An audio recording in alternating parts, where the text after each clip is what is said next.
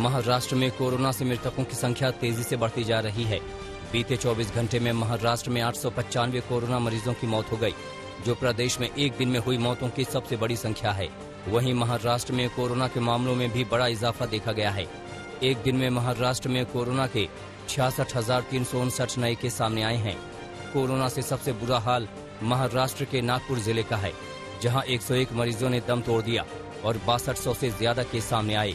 वहीं राजधानी मुंबई में 4014 नए संक्रमित मिले और 59 लोगों की जान चली गई। उत्तर प्रदेश में भी कोरोना से मरने वालों की संख्या लगातार बढ़ रही है। यूपी में एक दिन में कोरोना से 265 लोगों की मौत हो गई। कोरोना से लखनऊ में सबसे ज्यादा 39 लोगों ने दम तोड़ा। दिल्ली से सटे यूपी के नोएडा और गाजियाबाद में कोरोना के मामले तेजी से बढ़ रहे हैं। गाजियाबाद में 1068 नए कोरोना मरीज मिले और 15 लोगों की जान चली गई। वहीं नोएडा में 971 नए मामले सामने आए और 12 लोगों की कोरोना से मौत हो गई। यूपी के डिप्टी सीएम दिनेश शर्मा को पीजीआई में भर्ती कराया गया है। कोरोना पॉजिटिव पाए जाने के बाद दिनेश शर्मा होम आइसोलेशन में थे।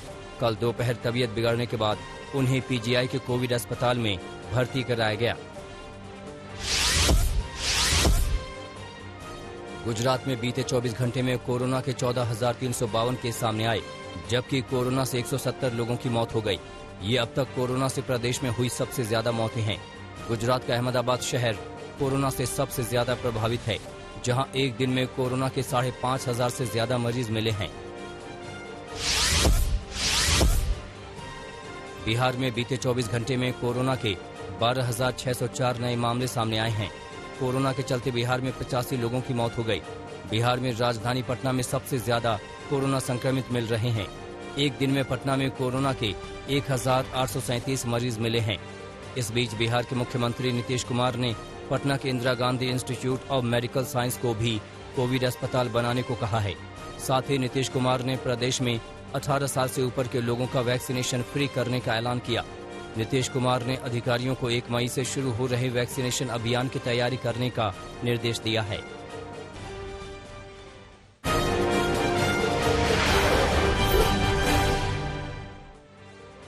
राजधानी दिल्ली में कोरोना से मौत के आंकड़े लगातार बढ़ रहे हैं।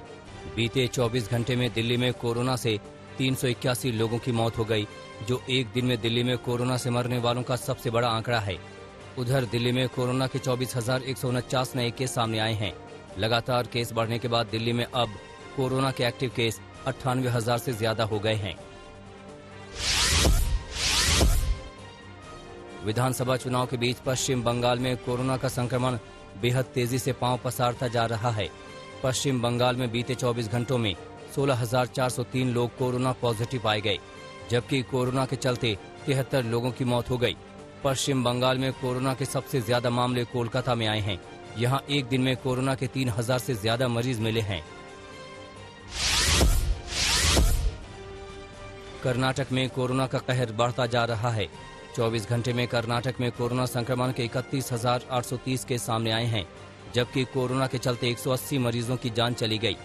राजधानी बेंगलुरु में 17,500 से ज्यादा केस सामने आए हैं। कोरोना के बढ़ते मामलों को देखते हुए प्रदेश में कल रात से 14 दिनों का कर्फ्यू लागू कर दिया गया है। कर्फ्यू के दौरान सिर्फ जरूरी चीजों के लिए छूट रहेगी। इसके साथ ही राजधानी बेंगलुरु में धारा 144 भी लगाई गई है। केरल में कोरोना के मामले रिकॉर्ड तेजी से बढ़ते जा रहे हैं। एक दिन में केरल में कोरोना के 32,819 केस आए हैं, जो एक दिन में कोरोना संक्रमितों का सबसे बड़ा आंकड़ा है। कोरोना संक्रमण से केरल में एक दिन में 32 लोगों की मौत हुई है। केरल में अब कोरोना के एक्टिव केस बढ़कर 2.5 लाख के करीब पहुंच गए हैं। प्रदेश में कोरोना महामारी के केस बढ़ने के बाद सरकार ने प्रतिबंधों को सख्ती से लागू करने का फैसला किया है, ताकि इस संक्रमण पर काबू पाया जा सके। दिल्ली के एम्स अस्पताल में बतौर डॉक्टर सेवाएं दे चुका एक MBBS डॉक्टर रेमडेसिविर इंजेक्शन की कालाबाजारी करवा रहा था। गाजियाबाद पुलिस ने इस डॉक्टर समेत 3 लोगों को गिरफ्तार किया है।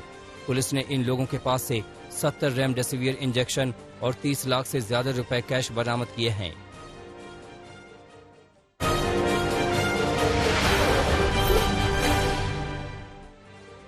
देश में कोरोना संक्रमण से बिगड़ते हालात पर प्रधानमंत्री नरेंद्र मोदी ने हाई लेवल मीटिंग की।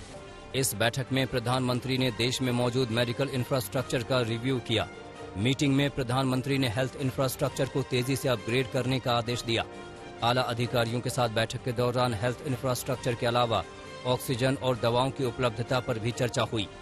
अधिकारियों ने पीएम मोदी को बताया कि राज्यों को मिलने वाली ऑक्सीजन का कोटा बढ़ाया गया है। दिल्ली हाईकोर्ट ने केजरीवाल सरकार को कड़ी फटकार लगाई है। दिल्ली के अस्पतालों में ऑक्सीजन की किल्लत के मुद्दे पर सुनवाई के दौरान दिल्ली हाईकोर्ट ने कहा कि सरकार का सिस्टम फेल हो चुका है।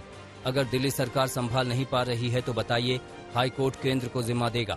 सिर्फ दिल्ली सरकार पर ही दिल्ली हाईकोर्ट का गुस्सा नहीं फूटा, ऑक्सीजन सप्लायर्स को भी कोर्ट ने चेतावनी दे डाली और बेहद सख्त लफ्जों में नसीहत देते हुए ये तक कह दिया कि ये वक्त गिद्ध बनने का नहीं है।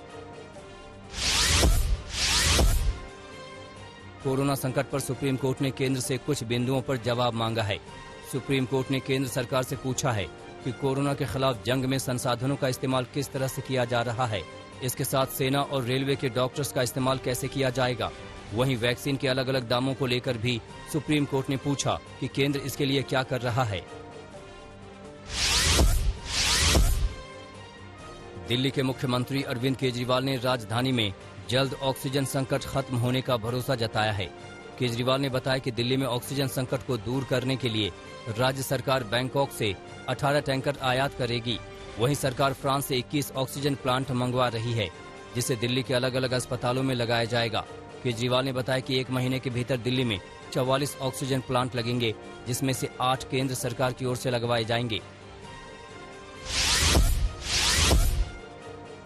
दिल्ली हाईकोर्ट ने जजों के लिए होटल में कमरों की सुविधा नहीं मांगी थी। हाईकोर्ट ने कहा है कि न्यायाधीशों के लिए कभी भी 5 सितारा होटल में 100 बिस्तरों की सुविधा नहीं मांगी गई।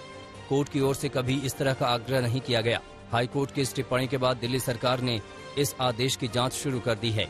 दिल्ली सरकार के सूत्रों के मुताबिक जजों को अशोका होटल में जगह देने के ऑर्डर की जानकारी सीएम, डिप्टी सीएम और स्वास्थ्य मंत्री को भी नहीं है।